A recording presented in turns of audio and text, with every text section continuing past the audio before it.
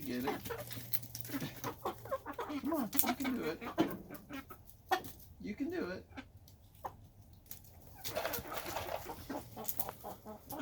Usually it just takes one, and then they'll all start doing it. I'm feeding my 3-month-old chickens. That was my finger. And I'm trying to train them to be more used to us, especially the roosters. Oh, my older hens know what's going on.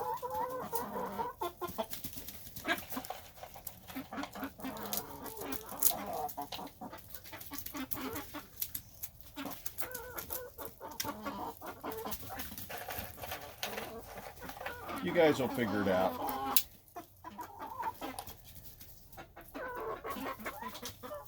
If one of you know how to do it, come on. You can do it.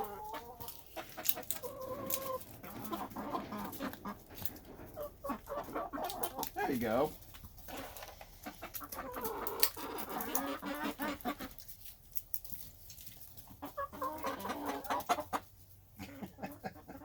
Come on.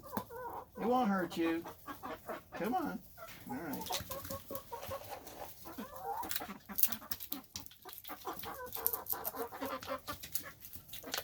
Whoops.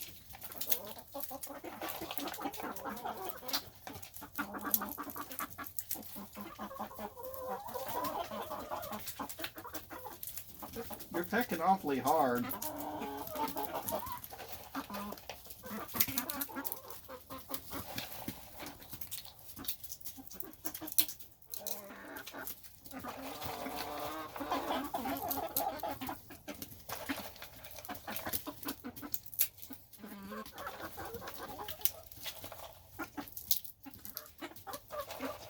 I keep forgetting to do the peanut thing in the morning, so we're doing it here in the evening.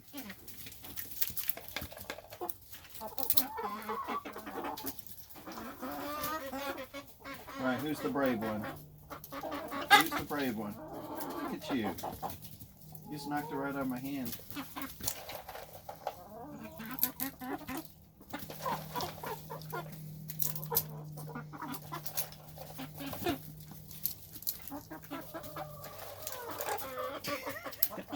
Show the old hens out there.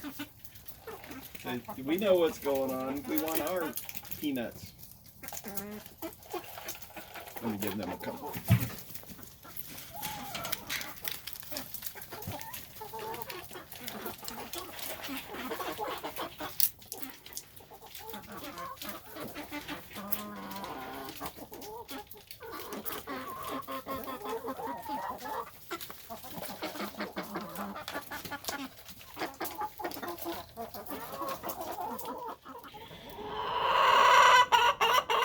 I tell you, when you got some spoiled chickens, they're used to me dumping some corn on the ground, but I dumped too much yesterday and they didn't eat it all, so I'm not giving them anymore.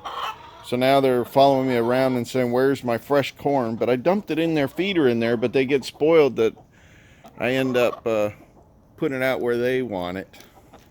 They like to scratch. Are you going to lay an egg right there? What are you doing?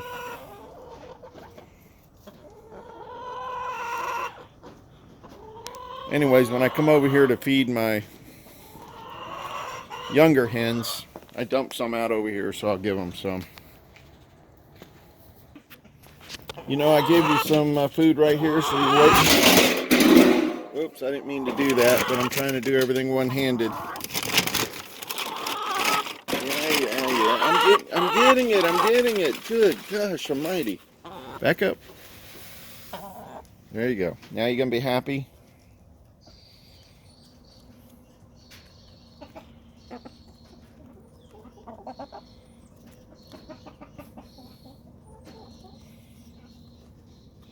Chickens can be boisterous. It's usually just about the food, though. They just want to get some food. You're not even eating the food. Why are you eating the clay? Eat the pile of food I just dropped down.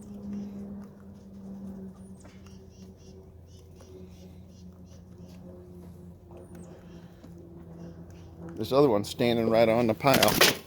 That's right, I'll move you out of the way. Let everybody else have some. Uh-oh, crap. I don't know if you can hear me, but a big old rainstorm. I didn't look at the radar before I came out, but I'm glad I got all these covered areas. Hey babies, I just threw some food in there. Eat some food.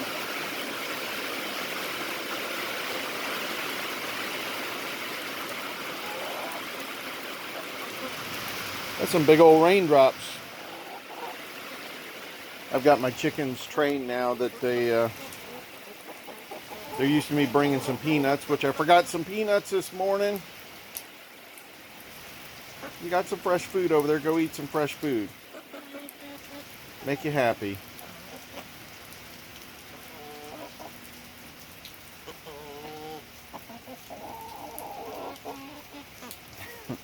You're like, what is that light, huh?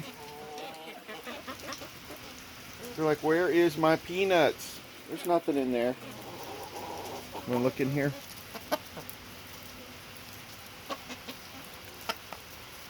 You want to nip my finger because you said there's usually peanuts in those fingers. Sorry, I have to come back later with some peanuts. I gotta take care of the rabbits now. Y'all are on your own. Nasty weather.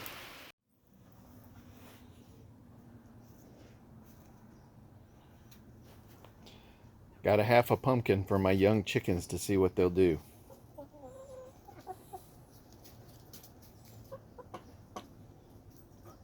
Like, I don't know what this is. They're like, where's my peanuts?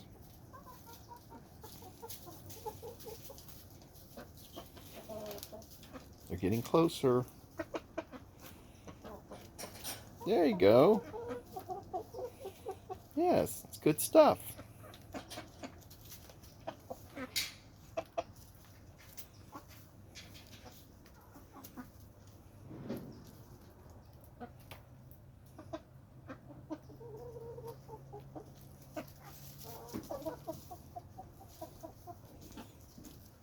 It's funny, it's the hens that are checking out, not the roosters.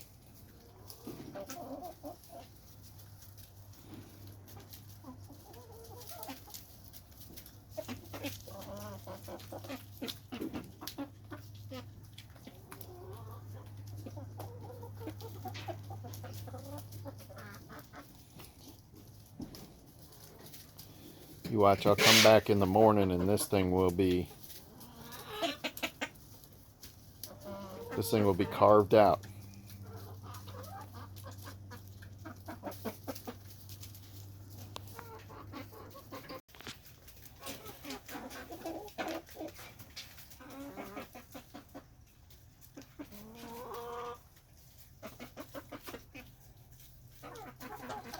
It's funny how curious they are, and then eventually a few of them start eating, and then all of them come in and start taking part. They say, okay, I guess it must be good.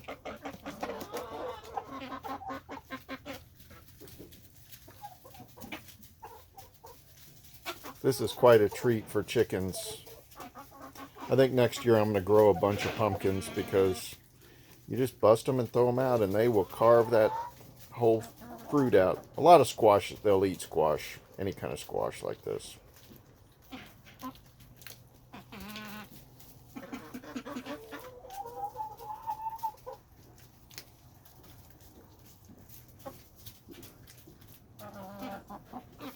They are tearing it up.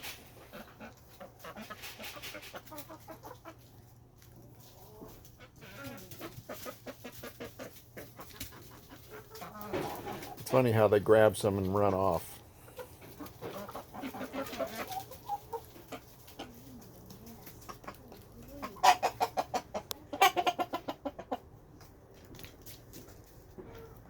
I can't get over how much bigger the roosters are compared to the hens.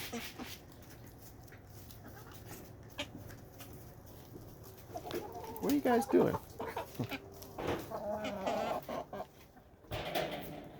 So here's my just about year-old hens. Actually, they're a year and a few months old because they started laying in January.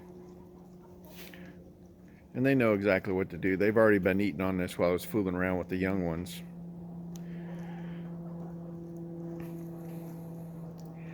It's funny the different sizes you get with chickens. These are exactly the same batch, but yet some of them are just thick, heavy.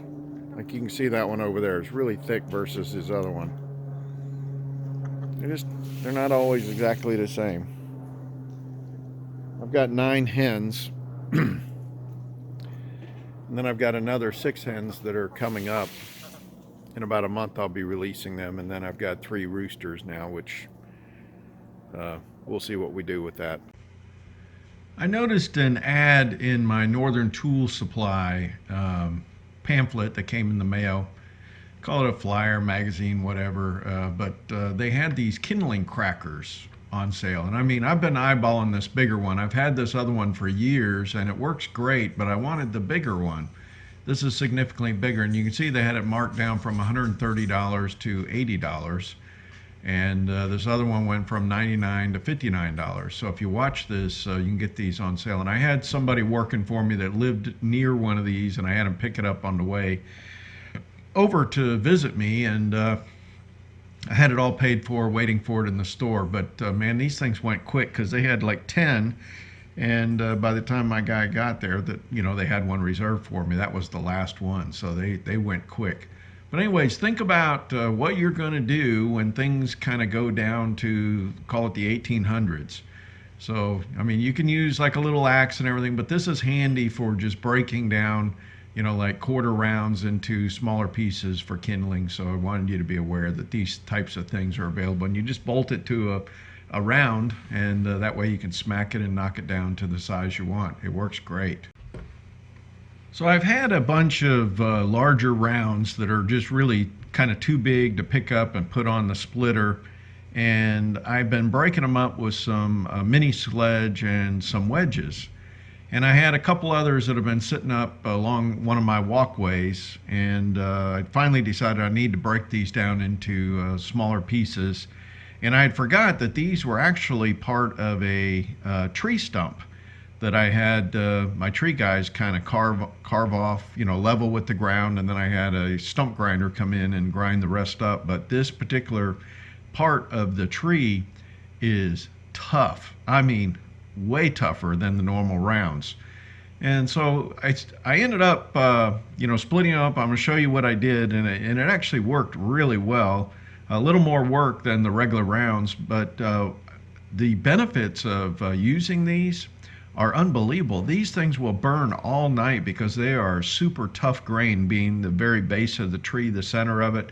And we have just loved these. So I'm actually going to work with my tree guy and have him let me know when he gets to the bottom of these things. I'll come out to the job sites, I'll bust them down into smaller pieces and bring them home, because I'm telling you, that is, use your regular firewood to kind of get a good base of coals, and you stick one of these chunks, you'll see that I split up, put it on the fire before you go to bed, and you come in the morning and that thing burned all night. It was great. And I don't have a fireplace, I actually have a wood stove, and so think about that. This really worked fantastic. All right, so I've got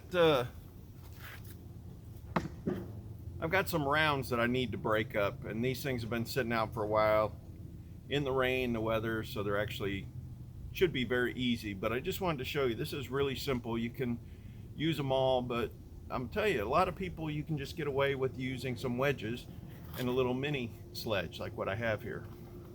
So I've got a couple different wedges. One is like this, it's called a Sure Split. Here's another one that's called a Rock Forge, and it's just a simple little wedge. And then they have some like this where it's, I don't know what you call this one, or wood grenade. So normally I just use these right here.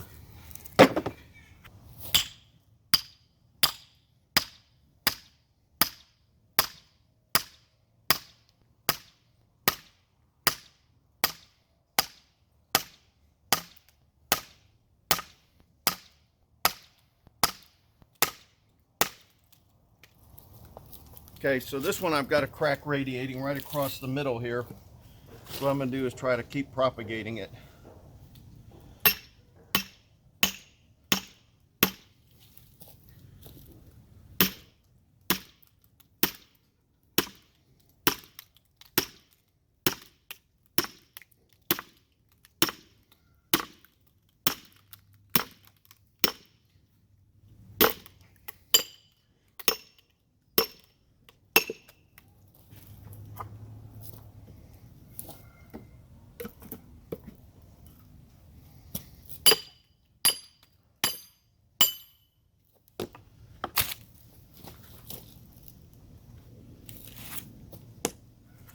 Now this is kind of a stringy piece.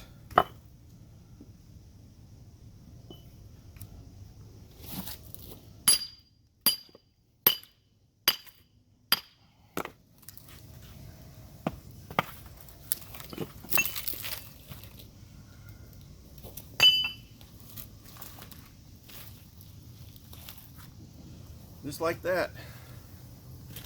And I just got to split it again. Oh.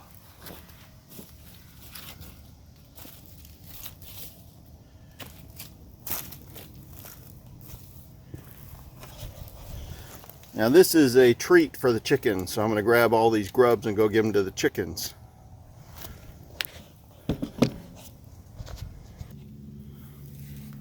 All right, now let's split it again.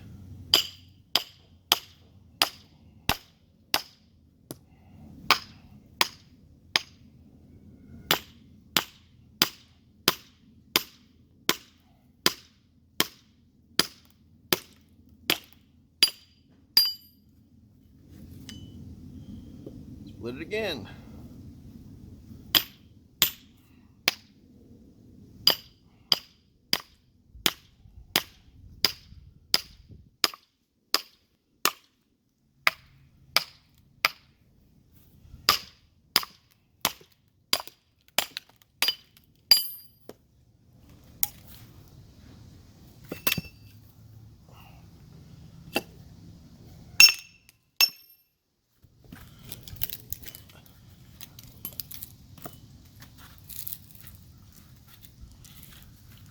Stringy wood. There we go.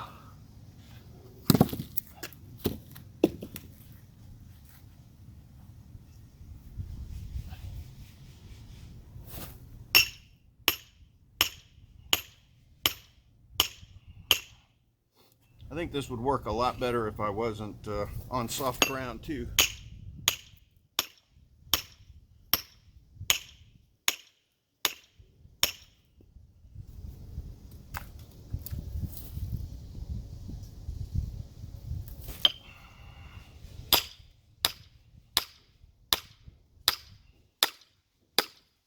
There we go.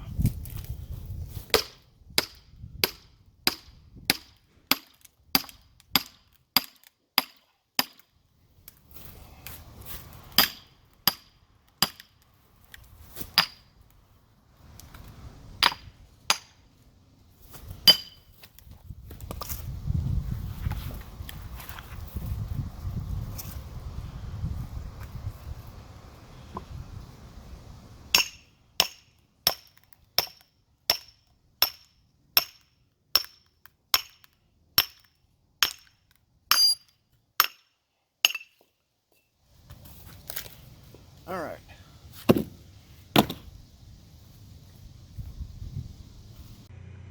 Anyways, I hope you enjoyed. I'm trying to show you the different ways that you can do things rather than having fancy equipment, because you know, what happens if you don't have gasoline? What happens if you don't have electrical power? You're still going to have you know, wood for your wood stove, and it's just these are different ways that you can break things down, and some things is just not, you don't want to break your back picking up super heavy stuff, so break it down into smaller pieces and it works a lot better. Well, let me tell you though, I worked on this for a couple days breaking those things up, and I think I'm 2/3 done. I still have, from just one tree stump, I still have like 3 or 4 of these pieces that I got to break up, and I was sore. Really sore, because I think it's a 4-pound mini sledge, and I don't know how many times I wailed on that stump, but boy, that is some tough wood, and that's why it burns so well. So anyways, I hope everybody's treating you well. I hope you're doing well. Do the best you can. God bless.